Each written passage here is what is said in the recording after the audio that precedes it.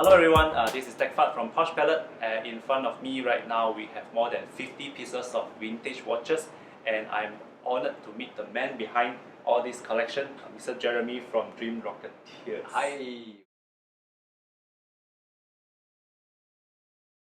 I started going into vintage about 8 years ago. 8 years ago, yeah. Before that was modern, and then I moved into vintage. I think it's quite natural. I think depending on people, some people's there, but I was looking something more than modern. Upon that, yeah. After a while, modern just starts to feel the same.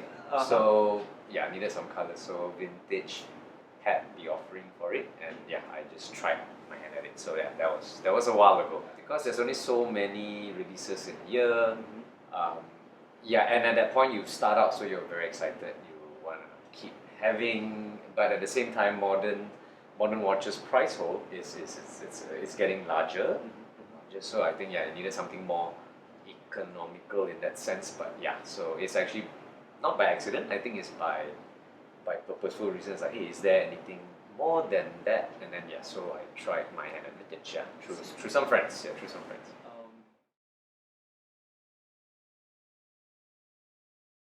So my first vintage piece that I got was a pullover. Yeah, it's a pullover. So pullover got me started with it. Yeah, so it was a very simple time only. Really nothing fancy, but it's something that you would remember your father or your grandfather would wear. It's that kind of style, you know. So it's something from the 50s, you know. So naturally, yeah. So your grandpa would.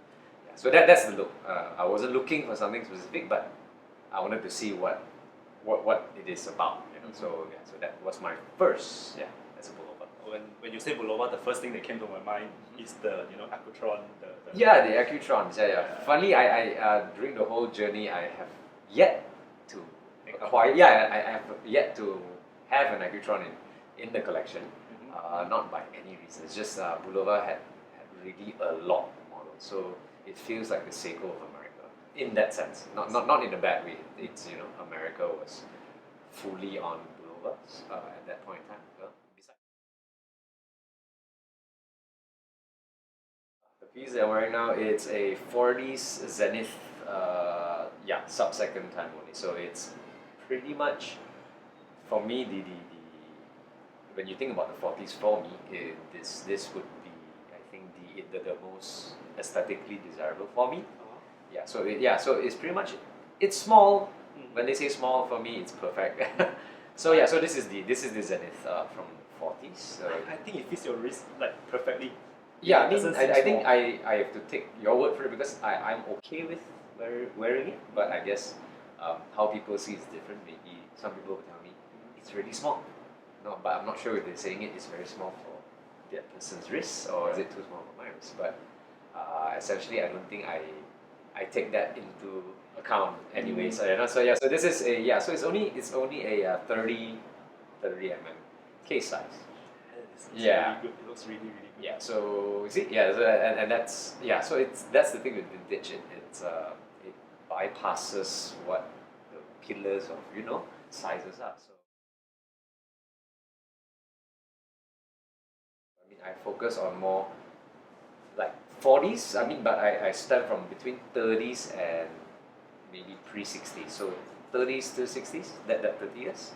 Yeah, so they have this very interesting design point, and it's not much movement for me at this point. It's the look. It's the first thing you see is the look of the watch for me.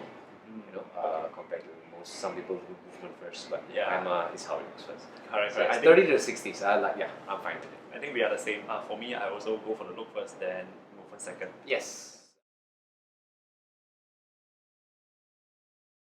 Okay, the fun thing is still discovering things that you don't know. I'm talking about not brands, yes, manufacturers, but it's design. There are things that I still have yet to see, and at this point, having seen quite a lot, then it still surprises me and people, maybe of my peers, that there's still things that excites us, because we've seen it all, but we have not seen it all at the same time. But I suppose the process itself is also a very enjoyable process of acquiring it, making it, fixing it and giving it back to life. I guess Oh yeah, like restoring it Yeah, in some yeah. ways. Yeah. Restoring it to the point where it's not taking away what it is. So it's just making it work again if need be. But if not, yeah. So as is, it comes with the battle marks. So that's how it is.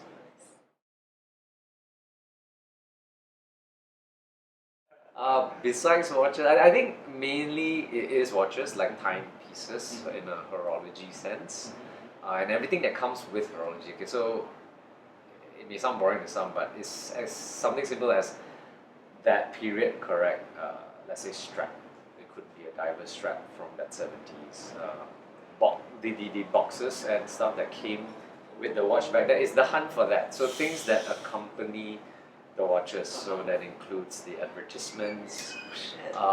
There's stuff. So watches back then they make other merchandises like t-shirts, water canteen. It's these little things with that I collect. Yeah, and the cool one is the what they call it, the case back knives. So it looks like a Swiss Army knife, but it's meant to pop open the case back. There are brands that make them back in those days, and those are very. I mean, for me, very nice to collect. I think that's pretty much. I think I collect mainly this. I don't assume anything others that I collect is. I don't know how do I put it. Like vintage, I guess vintage clothing in that sense. Yeah. It's like military pants and attire. But that's it. Okay. Jewelry is the one I collect. Sorry, vintage jewelry is the one. Besides watches. That goes hand in hand. Yeah.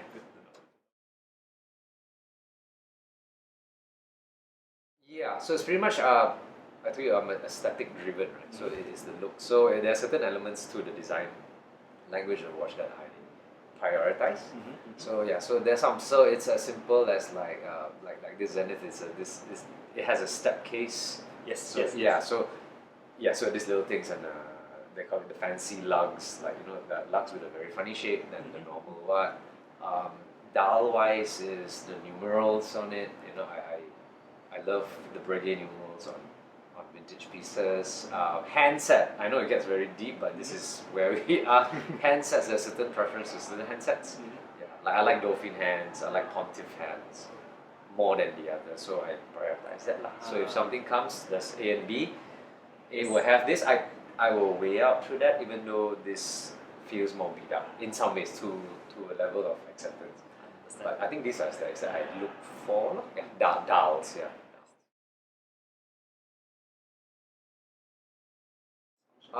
Okay. So form and function I think comes with a bit of pinch of salt, because these are old pieces. We're not sure they work or not. It doesn't mean that it's broken. Most times it is, but most times it's just it hasn't been touched by someone or opened by someone in the last 40, 50 years, 60 years. So it's very natural, like an old car. If you don't run the engine, it'll just the lubricants get gummy. They start to not keep time. So I think at the point where I that's the risk you take. That's the risk I take. I evaluate based a certain way, or how much I would be willing to pay based on the condition it is in. And I have to factor, because I have to factor that I need to send it to my watchmakers to work it out or not. So for me, I think I just base that on the movement. But it's the risk you take. It's that 10% that you cannot be sure. You can never be 100% sure about, but there's this 90%. So that's one. So that's the movement wise. The rest of it is actually the wear and tear aesthetically. So whether there's water damage in some ways, you can see on dial, but sometimes those take effect into transforming the dial into this very patinated thing, which I like to some extent if it's more. So I think based on that, there's always that 10% risk. Even though it's a huge difference, because older movement has mostly lower beats, lower frequency than the new ones. The new one has just better mainspring, better things, and then in terms of timekeeping, it's just more reliable. It's like an automatic car versus that's the same thing. So there is a crutch to timekeeping. I know some collectors or some hobbyists that are very particular to have precision timekeeping with a watch from the 30s and 40s. But for me, that's not real. It's mechanical. want a total accurate piece, just get a quartz. Exactly. But at the same time, are we 100% sure that it's accurate? So but it's definitely more accurate, more reliable in the grand scheme of things. But I'm okay with things that are late 5 seconds a day, you know, to some extent. But if it's like late 2 hours a day, now that you need to send that to the watchmaker, you know, that's a bigger problem, like a balance problem. But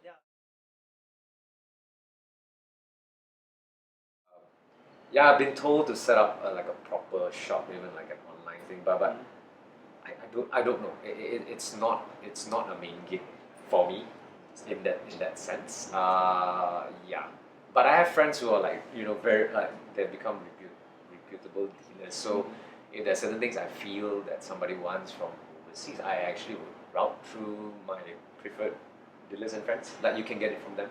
If it's my piece, yeah. So it's an ecosystem that I feel is healthy. You know, as I said to you, I share the bounty when I can. But I guess there are a few preferred dealers. So always go with you know, like I say, buy the seller. It's important. It's very important because it applies to me too. Yeah, so Wear every day. So vintage pieces they're old things. So old gaskets don't work as well. So moisture is an issue. So just avoid going in the water with it and shop. You know, like don't play golf with it. Okay. But other than that, I think you can baby all you want. But I think it depends on the person. Like for me, I do wear it more carefully than the others. But some people are very confident with it. I have friends and collector friends that they wear it. They wear it, and so I think just like I say, I think moisture is the number one. Yeah. Okay. It's we live in a country that's humid, so moisture is an issue. But if for us, we go to office and work every day, I fine. suppose wearing That's perfectly fine. That's perfectly fine. I know there are a few people here that could do it. You can get their contacts from the forums if they have the Malaysian one. But for me, I still have a certain level of workmanship and QC that I need to adhere. So my watchmakers are overseas. So I need to send it to them. So that's my crutch with it. So it's not the easiest to have, but there are very good watchmakers around. So if I guess if you need a lead, but so I pretty much do that for my clientele. So I guess if people need some works with it, you can contact me. I guess then we can discuss from there. Sure.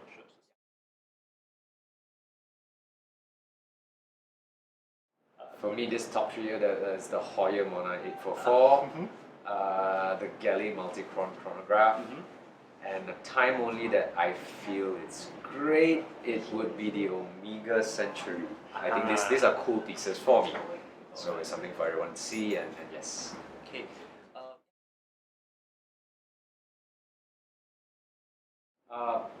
Buy what you like. Buy what you like, because trust me, if you don't like it at first, you probably end up hating it, no matter how expensive or cheap it is. I think that is all that I have. All right. Thank you so much. Thanks, Thank man. you so much. Thanks for coming by for the day. Thanks so much. I think that is all for today. Thank you so much for watching. Alright, I'll see thanks. you guys in my next video. Thank you.